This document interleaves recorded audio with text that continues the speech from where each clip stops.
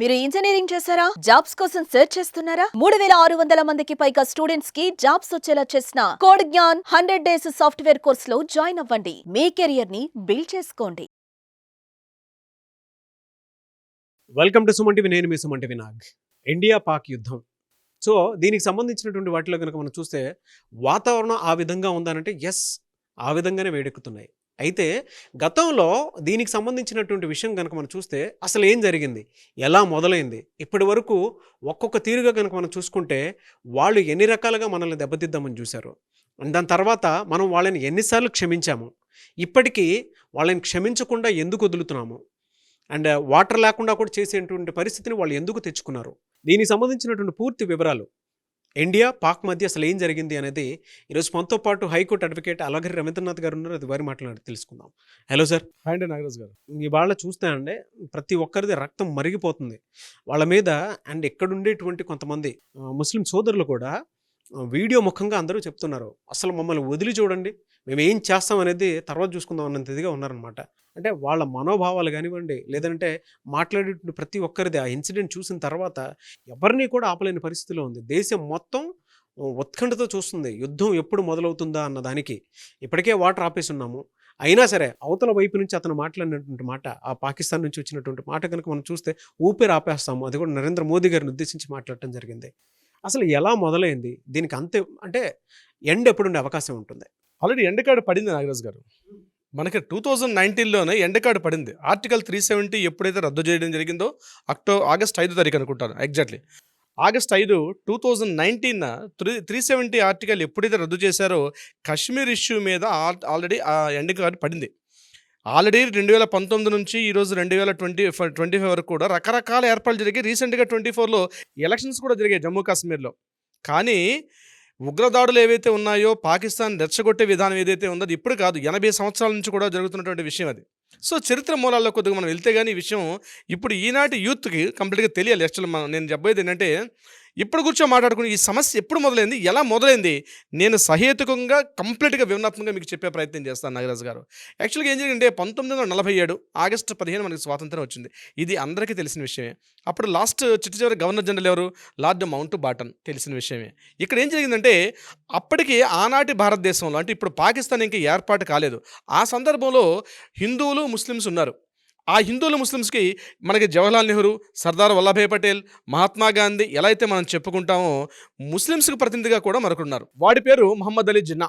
అందరికి తెలిసిన పేరు. ఈ పేరు వినే ఉంటారు. చరిత్రలో 6th, 7th, 8th క్లాస్ పాఠ్య పుస్తకాలు చదువుకునే వాళ్ళకి ఈ పేరు కొంత చిరపరిచిత. ఈ మహమ్మద్ అలీ జిన్నా ఇతను ఏం చేశాడంటే మొట్టమొదటిగా ఈ యొక్క హిందూ ముస్లిం యొక్క భావజాలం లేపిన వ్యక్తి కూడా ఆయననే.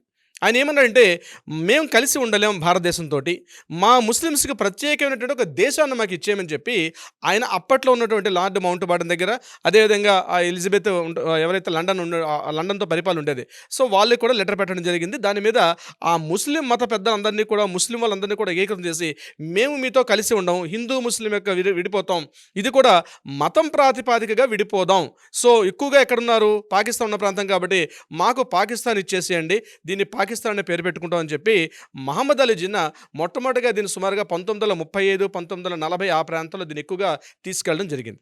ఇది ఫస్ట్ పార్ట్. సో తర్వాత ఏమైంది, 47కి వచ్చేసరికల్లా ఎన్నో సందర్భాల్లో అప్పటికి ఉన్నటువంటి పెద్దలైన వాళ్ళందరినీ కూడా కూర్చోబెట్టి లార్డ్ మౌంట్ బాటన్ మాట్లాడేటప్పుడు కూడా ఈయన సస్యమీర ఒప్పుకోవడానికి కుదరలేదు. మహమ్మద్ అలీ జిన్నా, మా దేశానికి మాకు ప్రత్యేకమైన దేశం ఇచ్చేసేయండి, మేము కలిసి ఉండలేమన్నారు. ఓకే రైట్ అని చెప్పి అప్పుడు రకరకాల చర్చలు అయిన తర్వాత లార్డ్ క్లిఫ్ అని ఒక ఆయన ఉండేవాడు. దాన్ని రాడిక్లిఫ్ అని కూడా అంటారు. అయితే ఈ దేశ విభజన ఎలా జరగాలి, ఏ ఏ ప్రాంతాల మధ్య సరిహద్దు రేఖ గీయాలంటే ఓ సరిహద్దు రేఖ గీశారు.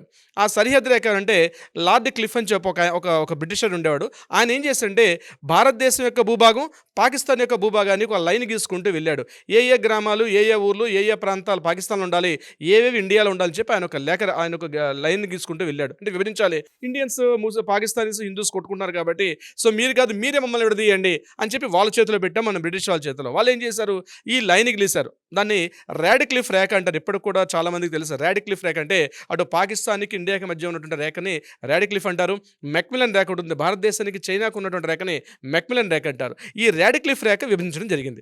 ఓకే, అక్కడ దాకా ఓకే, సరిపోయింది. ఇక్కడ తర్వాత ఏం జరిగిందంటే భారతదేశంలో ఉన్నటువంటి 542 సంస్థానాలు ఉన్నాయి. అంటే చిన్న చిన్నటువంటి స్టేట్స్ అనమాట. అంటే సంస్థానాధీశులు అంటారు భారతదేశంలో. అంటే స్వాతంత్రం వచ్చేసరికి చిన్న చిన్న జమీందారులు సంస్థానాధీశులు పరిపాలిస్తున్నారు. 542 సంస్థానాధీశులు ఉన్నాయి. అందులో చాలామందికి ఉత్తరాలు రాశారు భారత ప్రభుత్వం. మీది స్వతంత్రంగా ఉండడానికి వీలవదు, మీరందరూ కూడా భారతదేశంతో కలిసిపోవాలి, లేకపోతే పాకిస్తాన్తో కలిసిపోవాలని చెప్పి లెటర్స్ కూడా రాయడం జరిగింది. అందులో చాలామంది కలిసిపోయారు. కానీ చివరిగా 3 ప్రాంతాలు కలవకుండా ఉండిపోయారు. జునాగఢ్, కశ్మీరు, హైదరాబాద్. ఈ 3 ప్రాంతాలు మేము ఇక్కడ ఇండియాతో కలవం, మేము పాకిస్తాన్తో కలుస్తామని చెప్పి వీళ్ళు మరలా రిటర్న్ రిప్లై ఇచ్చారు. ఇక్కడ హైదరాబాద్ విషయానికి వచ్చినట్లయితే హైదరాబాదు భారతదేశం చివరిగా ఉంది. గుజరాత్ కార్నర్లో ఉన్న జునాగఢ్ వాళ్ళు కూడా ఇబ్బందే. ఇక కశ్మీర్ ప్రాంతం రాజా హరిసింగ్ పరిపాలిస్తున్నారు. ఆ సమయానికి అతను హిందూ రాజు. సో వీళ్ళు ఏం చేశారంటే మేమందరం కూడా ఇక్కడ రాజా హరిసింగ్ ఏమన్నారంటే నేను భారతదేశంతో కలుస్తానని చెప్పారు. హైదరాబాద్ ఉన్న నిజాము నేను పాకిస్తాన్తో కలుస్తానని చెప్పడం జరిగింది. తర్వాత జునాగఢ్, గుజరాత్లో ఉన్న జునాగఢ్ కూడా నేను పాకిస్తాన్లో కలుస్తున్నారు. అప్పుడే వల్లభాయ్ పటేల్ గారు, ఆయన మనకు ఉప ప్రధానిగా పనిచేస్తున్నటువంటి వల్లభాయ్ పటేల్ గారు ఎంతో ధీరోదత్తంగా ఒక సైనిక చర్య చేశారు. హైదరాబాద్ మీద సైనిక చర్య చేసి హైదరాబాద్ సంస్థానాన్ని నిజాం సంస్థానాన్ని హైదరాబాద్లో కలిపారు. ఇది అందరికీ తెలిసిన విషయమే, చరిత్ర పుస్తకాల్లో కూడా చాలామంది చదువుకున్నాం. జునాగఢ్ను కూడా కలిపేసుకున్నారు. ఈ సందర్భంలో ఏం జరిగిందంటే ఫక్తూన్స్ అన్నటువంటి కొంతమంది ముస్లిమ్స్, అంటే ముస్లిమ్స్ యొక్క ఆటవిక తెగలు కొంతమంది కశ్మీర్ ప్రాంతం మీద అటాక్ చేయడం జరిగింది. అంటే కశ్మీర్ని ఆక్రమించుకుందాం ఉద్దేశంతో పాకిస్తాన్ లాహోర్, కరాచీ, రావల్పిండి ఈ ప్రాంతాల నుంచి వాళ్ళందరూ కూడా పెషావర్ ఈ ప్రాంతాల నుంచి వీళ్ళందరూ ఏం చేశారంటే ఈ కశ్మీర్ వైపు దాడి చేసి కశ్మీర్ని మా ప్రాంతంలో కలిపేసుకుందాం అనే ఉద్దేశంతో ఈ ఫక్తూన్తో దాడి చేశారు. అప్పటికి కొద్ది మొత్తంలో చూసినట్టయితే కశ్మీర్లో హిందూ పండితులు, అంటే కశ్మీరీ పండితులు అంటారు, కశ్మీరీ పండితులతో పాటు ముస్లిమ్స్ ఉండేటప్పటికి వీళ్ళు ఏం చేశారంటే ఈ రాజా హరిసింగ్ ఏం చేయాలో పాలుపోక అటు కశ్మీర్లో అంటే పాకిస్తాన్లో కలవాలి, ఇండియాలో కలవాలి తెలియక 1947లో ఆయన ఏం చేశారంటే నేను భారతదేశంలో భారతదేశంలో కలవాలని ఆయన సంశయంలో పడేటప్పుడు ఈ ఫక్తూన్స్ అటాక్ చేశారు. అప్పుడు వల్లభాయ్ పటేల్ గారు అన్నారు, మీరు ఇండియాలో కలుస్తారంటే మేము వాళ్ళని మేము పంపిస్తాం, వాళ్ళని పాకిస్తాన్ మళ్ళీ వెంబడిస్తాం, మీకు మా సైన్యం కూడా సపోర్ట్ చేస్తుంది, మీరు ఏ విషయంగా రిటర్న్గా మాకు ఒక కన్ఫర్మేషన్ ఇస్తే భారతదేశం మీకు సపోర్ట్ చేస్తాం అని చెప్పడం జరిగింది. ఇమీడియట్గా రాజా హరిసింగ్ గారు ఏం చేశారంటే వాళ్ళు ఆ ఫక్తూన్స్ అటాక్ని తప్పించుకోవడం కోసం చెప్పి భారతదేశంతో కలిసిపోతానని చెప్పి 1947 అక్టోబర్న ఆయన భారతదేశ ప్రభుత్వానికి ఒక లెటర్ ఇస్తారు. ఇమీడియట్గా వల్లభాయ్ పటేల్ గారు ఆధ్వర్యంలో ఉన్నటువంటి సైనికులు అందరూ కూడా వెళ్ళి ఫస్ట్ టైం 1947లో మొట్టమొదటి యుద్ధం పాకిస్తాన్కి భారత్కి 1947లో జరిగింది. ఈ ఫక్తూన్స్ అన్నటువంటి ఆటవిక తెగల్ని అక్కడి నుంచి తన్ని తరివేశారు ఈ ప్రాంతాన్ని. ఎప్పుడైతే తన్ని తరివేశారో అప్పటికే వాళ్ళు శ్రీనగర్ ప్రాంతం వరకు కూడా చొచ్చుకుపోయి వచ్చేసారు. దాన్నే పాక్ ఆక్యుపైడ్ కాశ్మీర్ అని కొంత ప్రాంతం వరకు వచ్చేసారు. భారతదేశ భూభాగం అయినప్పటికీ కూడా చాలా వరకు లోపల చొచ్చుకుపోయారు. ఆ పాక్ ఆక్రమిత కాశ్మీర్లో ఉండిపోయారు. తర్వాత చాలా సమీకరణాలు జరిగాయి.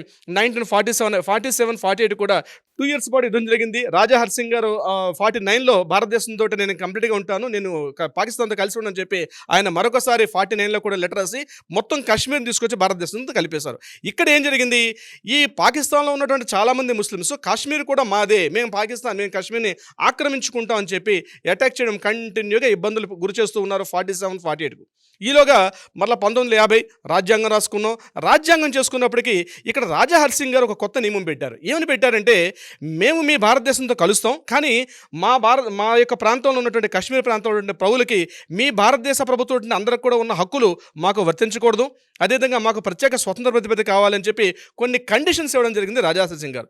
దానికి యాక్సెప్టెన్స్ ఇచ్చి 1950లో అక్టోబర్ 31న ఆర్టికల్ 370 ఇంప్లిమెంట్ చేశారు. ఆర్టికల్ 370 ఏంటంటే కేవలం రక్షణ ఇట్లాంటివి మాత్రమే భారతదేశం చూసుకుంటుంది, అంటే రక్షణ, విద్య, వైద్యం మాత్రం భారతదేశం చూసుకుంటుంది.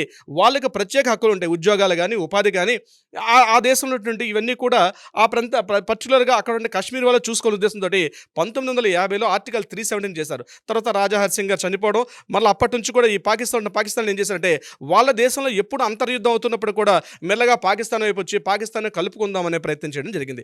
ఎందుకు ఇలా చేస్తున్నారు, కారణం ఏమిటంటే ఇక్కడ ఈస్ట్ వైపు బంగ్లాదేశ్ ఉన్నారు, ఈ బంగ్లాదేశ్ని వెస్ట్లో ఉన్నటువంటి పాకిస్తాన్, దాన్ని ఈస్ట్ పాకిస్తాన్ అంటారు, బంగ్లాదేశ్ని వెస్ట్లో ఉన్నటువంటి దీన్ని పాకిస్తాన్ అంటారు. ఈస్ట్లో ఉన్నటువంటి దాన్ని బంగ్లాదేశ్ ప్రాంతంలో కూడా మెల్లమెల్లగా అగ్నికి ఆజ్యం పోస్తే అటు బంగ్లాదేశ్కి పాకిస్తాన్కి మధ్య రాకపోకలు కొనసాగించాలి, మేము ప్రత్యేకంగా రోడ్డు రవాణా వేసుకుంటాం అని చెప్పి మనం ఏదైతే భారతదేశం మ్యాప్ చూస్తామో ఆ మ్యాప్లో ఉన్న మన హెడ్ ఏదైతే కాశ్మీర్ అనే ప్రాంతం కనిపిస్తుందో దీని త్రూగా మొత్తం రాకపోకలు చేసుకుంటూ వెళ్దామని ఉద్దేశం. ఇది ఒకటో కారణం. రెండో కారణం ఇంకొకటి ఉంది. భారతదేశానికి నాలుగు వైపులు కూడా ముస్లిం అంటే ముస్లిం ప్రభావిత దేశాలు ఉండాలని చెప్పి వాళ్ళు ముందు నుంచి కోరుకున్నారు. అంటే వెస్ట్లో ఉన్నటువంటి పాకిస్తాను, ఈస్ట్లో బంగ్లాదేశ్, సౌత్లో చూసినట్టయితే మన హైదరాబాద్, అదేవిధంగా నార్త్లో చూసినట్టయితే కాశ్మీర్.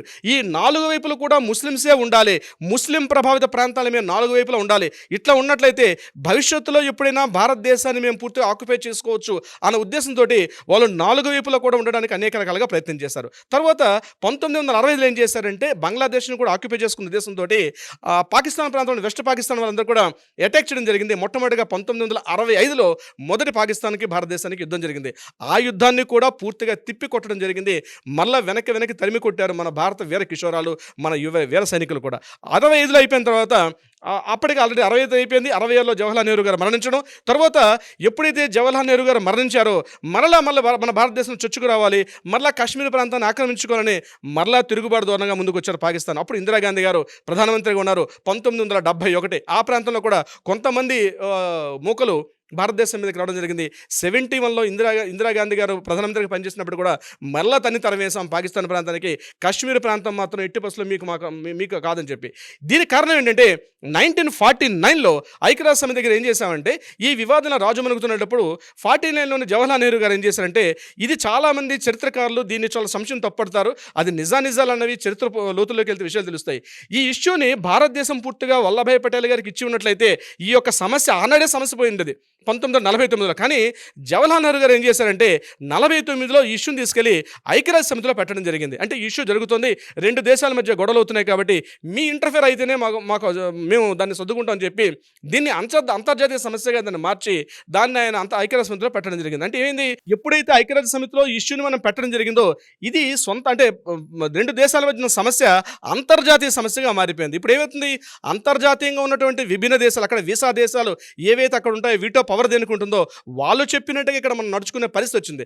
ఒకసారి సమస్యను అక్కడ పెట్టిన తర్వాత ఆ సమస్య నుంచి వెనక్కి వచ్చే అవకాశం మనకి లేదు. ఇది 49లో పెట్టారు. దాన్ని అడ్వాంటేజ్గా తీసుకున్నట్టు పాకిస్తాన్ వాళ్ళు ఏం చేశారంటే 65లో ఒకసారి 71లో ఒకసారి కూడా భారతదేశం మీదకి యుద్ధం రావడం జరిగింది. తర్వాత మళ్ళీ 1985లో ఒకసారి వచ్చారు. ఎప్పుడైతే ఇందిరాగాంధీ గారు మరణించారో ఇక్కడ భారతదేశం యొక్క అస్థిరంగా ఉంది, భారతదేశం యొక్క రాజకీయ అస్థిరతని అడ్వాంటేజ్ తీసుకుని మరలా 85లో అంటే ఆవిడ సుమారు అక్టోబర్లో చనిపోయారు అనుకుంటాను, ఎగ్జాక్ట్లీ సబ్జెక్ట్ కరెక్షన్. సో ఎప్పుడైతే జరిగిపోయిందో భారతదేశం రాజకీయ అస్థిరత ఉంది, రకరకాల పార్టీలు ఉన్నాయి, సమతా పార్టీ అని, జనతాదళ్ అని రకరకాల పార్టీలు ఉన్నప్పుడు భారతదేశం రాజకీయంగా అస్థిరతంగా ఉంది. సో ఇది రైట్ సమయం, కాశ్మీర్ని పూర్తిగా ఆక్రమించేసుకోవచ్చు అని చెప్పి మరలా 1985లో మూడోసారి వాళ్ళు మరొకసారి యుద్ధానికి కూడా రావడం జరిగింది. ఆ టైంలో కూడా భారతదేశం విపరీతంగా మనం అక్కడ నుంచి ఏం చేసామంటే మన వీరకిషోరాలు మరొకసారి మరలా తన్ని తగలేసి పాకిస్తాన్ మీ కాశ్మీర్ మాది. ఎందుకంటే ఇక్కడ చాలామంది తెలియని విషయం ఏంటంటే మనం కానీ కాశ్మీర్ని కానీ కోల్పోతే మనిషికి దేహంలో తలపోతే మనిషి ఎట్లా అయితే నిర్వీర్యం అయిపోతాడో భారతదేశం అంటే ఈ విశాల దేశానికి కాశ్మీర్ అనేది లేకపోతే పూర్తిగా భారతదేశం ఎందుకు పనికిరాదు. ఎందుకంటే భౌగోళిక స్వరూపం అలా ఉంటుంది. ఒకవైపు చైనా, మరోవైపు ఆఫ్ఘనిస్తాన్, మరోవైపు పాకిస్తాన్, ఈ కిందకు వచ్చినట్లయితే బంగ్లాదేశ్, ఇలా రకరకాల ఇష్యూస్ తోటి తలలేనటువంటి మనిషి ఎట్లయితే నిలబడిపోతాడో భారతదేశానికి కాశ్మీర్ లేకపోతే మన ప్రతి ఒక్కడి పరిస్థితి, ఈరోజు భారతదేశంలో ప్రతి ఒక్కడి పరిస్థితి కూడా అలాగే జరిగే అవకాశం ఉంటుంది. అందుకని కాశ్మీర్ మనకి ఒక తల, మనకి శిరస్సు, దాన్ని ఎట్టి పరిస్థితుల్లో కాపాడుకోవాలి. కాపాడుకోకపోతే ఇప్పుడు నేను చెప్పినట్టుగా అటు చైనా వీళ్ళందరూ కూడా ఏకమైపోయి భారతదేశాన్ని నిర్వీర్యం చేసేస్తారు. అంటే ఇంట్లోకి రావడానికి ఏదైతే సింహద్వారం అనుకుంటామో సింహద్వారం పూర్తిగా వాళ్ళ చేతుల్లోకి వెళ్తే ఇక మన ఇంట్లో ఉన్నట్టే కానీ బయటకు అడుగు పెట్టే పరిస్థితి లేకుండా మనం చాలా దుర్భర పరిస్థితులు ఎదుర్కొనే పరిస్థితి వస్తుంది. అందుకనే ఈ విషయాలు తెలుసుకున్నట్టు సర్దార్ వల్లభాయ్ పటేల్ గారు ఆ రోజు జవహర్లాల్ నెహ్రూ గారిని ఇది ఐక్యరాజ్య సమితి చేయండి మనం సాల్వ్ చేసుకుందాం అన్నప్పుడు కూడా ఆయన సందర్భాల్లో పెట్టడం జరిగింది. ఆ ఇష్యూ ఇప్పటికి కూడా తేలకుండా పోయింది. 85లో మరలా మనం దాన్ని తిప్పుకోవడం జరిగింది. 77లో ఒకసారి ఈ తూర్పు బంగ్లాదేశ్, ఇప్పుడు తూర్పు పాకిస్తాన్ ఏదైతే బంగ్లాదేశ్ ఉందో బంగ్లాదేశ్ ప్రాంతాన్ని కూడా వాళ్ళు ఒకసారి మన భారతదేశ భూభాగం నుంచి వెస్ట్లో ఉన్న వాళ్ళ భారతదేశ భూభాగం నుంచి బంగ్లాదేశ్ మీదకి అటాక్ రావడం జరిగింది. అప్పుడు ఖాన్ అబ్దుల్ గఫూర్ ఖాన్ అని చెప్పి ఆయనకి మనం సరిహద్దు గాంధీ అని చెప్పి ఫస్ట్ టైం భారత అవార్డు కూడా ఇచ్చాం. అంటే ఆయన సరిహద్దు గాంధీ అంటే ఒక భారతదేశ వ్యక్తి కాని వ్యక్తిని మొట్టమొదటిగా మనం అవార్డు ఇచ్చాం, ఒక భారతరత్న అన్న అవార్డుతోటి. ఆయన దీన్ని పోరాటం చేయడం జరిగింది. అంటే బంగ్లాదేశ్ యొక్క విమోచనకారుడైన ఆయనకి మనం సపోర్ట్ చేసి మన సైన్యం మొత్తం కూడా బంగ్లాదేశ్కి వెళ్ళి బంగ్లాదేశ్ని తూర్పు పాకిస్తాన్ నుంచి విమోచనం కల్పించి మనం బంగ్లాదేశ్ని ప్రత్యేక దేశం ఏర్పడడానికి మనం చాలా కృషి చేస్తాం. ఎందుకు చేయడానికి కారణం ఏంటంటే ఈ రెండు దేశాల పక్కపక్కన ఉన్నట్లయితే ఇమీడియట్గా ఈ రెండు సంఘీభావం కలిగినట్లయితే ఎప్పటికైనా భవిష్యత్తులో భారతదేశానికి ఇబ్బంది కలుగుతున్న ఉద్దేశంతో ఆ రోజు ఉన్నటువంటి ఇందిరాగాంధీ గవర్నమెంట్ 1977లో బంగ్లాదేశ్కి ప్రత్యేక ప్రతిపత్తిని ఏర్పాటు చేసి స్వతంత్ర పోరాటం చేశాం. దాని తర్వాత అంగ్ సాన్ సూకీ తర్వాత వచ్చినటువంటి మిగిలినటువంటి వీళ్ళందరూ కూడా భారతదేశం ఎప్పుడు కూడా బంగ్లాదేశ్ మనం సపోర్ట్ చేసుకుంటూ వెళ్తున్నాం. అయితే పాకిస్తాన్ మాత్రం నా యొక్క టోటల్ నా హిందూ ముస్లిం యొక్క కమ్యూనిటీని అటు కాశ్మీర్ని ఇవ్వట్లేదు, బంగ్లాదేశ్ని కూడా కోల్పోయని చెప్పి దాని అక్కసుతోటి ఎట్టి పరిస్థితులైనా ఎప్పుడెప్పుడు భారతదేశంలో రాజకీయ అస్థిరత వస్తుందో ప్రతి సందర్భంలో కూడా రావడం జరిగింది. 85 అయిపోయిన తర్వాత 99లో వచ్చినటువంటి పెద్ద war, that is a Kargil war, అందరికీ తెలుసు. ఆ టైంలో వాజ్పేయి గారు పనిచేస్తున్నారు. అంటే దుర్భేద్యమైనటువంటి ఆ హిమాలయ కొండల పైన పీర్పంజిల్ హిల్స్ అంటారు, ఆ పీర్పంజిల్ హిల్స్ పైన దుర్భేద్యం అనమాట. అక్కడ నర మనిషి కూడా అడుగు పెట్టడం చాలా కష్టం. -20 degrees ఉన్న టెంపరేచర్లో ఆ ప్రాంతం నుంచి చొచ్చుకుపోయి జమ్మూ కాశ్మీర్ ప్రాంతాన్ని ఆక్రమించుకుందాం అని చెప్పి వాళ్ళు ప్లాన్ చేసుకుంటూ ఎంటర్ అయితే దాన్ని కూడా పసిగట్టి 1999లో అటాక్ చేసి పూర్తిగా కార్గిల్ వార్ అంది ప్రతి ఒక్క వ్యక్తి తెలుసుకోవాలండి. ఈరోజు ఆ విషయం తెలుసుకుంటే అర్థమవుతుంది. కార్గిల్ వార్ వాజ్పేయి గారి గవర్నమెంట్లో తిప్పి కొట్టి -20 degreesలో మన వీర సైనికులు నిజంగా ఎలాంటి పోరాటం చేశారు పుస్తకాల్లో ఈరోజు కూడా మనం ప్రతి ఒక్కరు కూడా భారతీయుడు చదవాల్సిన పరిస్థితి. 1990లో జరిగిన కార్గిల్ వార్ 1999 అయిపోయిన తర్వాత మరలా అక్కడ తాగారా, మరలా అక్కడతోడు కూడా ఆగలేదు. మరలా 2016లో మరలా వచ్చారు, అదే ఉరి సంఘటన. 85లో ఇందిరాగాంధీ గవర్నమెంట్ ఎప్పుడైతే పడిపోయిందో అప్పుడు ఉగ్రవాద మూకలు తయారు చేశారు వాళ్ళు. అంటే కొంతమంది పేట్రియటిక్స్ అనమాట, ఆత్మాహుతి దళాలు భారతదేశం మీద పూర్తిగా ఒక విద్వేష భావాన్ని నెలకొల్పి ఖురాన్లో ఉన్నటువంటి కొన్ని పంక్తులను చదివినిపించి మీరు ఈ భూమి మీద కేవలం అల్లా యొక్క దీనికోసం భూమి మీద పుట్టాం, మన శత్రువులు వీళ్ళని చంపి చావగొట్టనని చెప్పి వాళ్ళు ఒక రకమైన పేట్రియటిక్ భావజాలాన్ని పూర్తిగా వాళ్ళని తయారు చేసి 80 నుంచి ఉగ్రవాద మూకలు ISIS టెర్రరిస్టులు అప్పుడే స్టార్ట్ అయ్యారు. అక్కడి నుంచి ఒకటి మెల్లమెల్లగా ఏం చేస్తారంటే లష్కరే తోబేని, అదేవిధంగా హిజ్బుల్ ముజాహిద్ అని చెప్పి రీసెంట్గా మనం చూసినటువంటి TRF అంటే ద రెసిస్టెన్స్ ఆఫ్ ఫ్రంట్ అని ఈ రకరకాల గ్రూపులు తయారే భారతదేశాన్ని లోపల కూడా వచ్చి భారతదేశం యొక్క అస్థిరతని అంటే ఆ సుస్థిరతని దెబ్బతీయాలని చెప్పి వాళ్ళ భారతదేశాన్ని అటాక్ చేయడం కూడా మనకు తెలుసు. మనకు బాంబేలో జరిగిన దాడులు కావచ్చు, రకరకాలుగా భారతీయుల మధ్య ఉన్నటువంటి హిందూ ముస్లిమ్స్ యొక్క అనైక్యత కోసం దెబ్బతీయడం కోసం సరిహద్దులు ఎంటర్ చేశారు, పాకిస్తాన్ అంటే కాశ్మీర్లో ఎంటర్ అయ్యారు, భారతదేశం లోపల కూడా వచ్చి వాళ్ళు అటాక్ చేయడం జరిగింది. దాని తర్వాత మనకి జరిగిన సంఘటనే పుల్వామా దాడి 2019లో జరిగింది. ఇష్యూ రీసెంట్గా జరిగింది. లాస్ట్లో 2019 జరిగిన పుల్వామా దాడి మన వీర సైనికులు జవాన్లందరూ వెళ్తుంటే వాళ్ళ మీద వాళ్ళని టార్గెట్ చేస్తూ వాళ్ళకి ఒక బాంబులు తయారు చేసి వాళ్ళని పుల్వామా దాడులు ఎంతోమంది చంపేయడం కూడా జరిగింది. దానికి కూడా రివెంజ్ తెచ్చుకున్నాం మనం. సర్జికల్ స్ట్రైక్ అని ఇతరత్ర దాడుల ద్వారా కూడా మరలా మనం అది బుద్ధి చెప్పడం జరిగింది. ఇది యాక్చువల్గా చరిత్ర నాగరాజు గారు.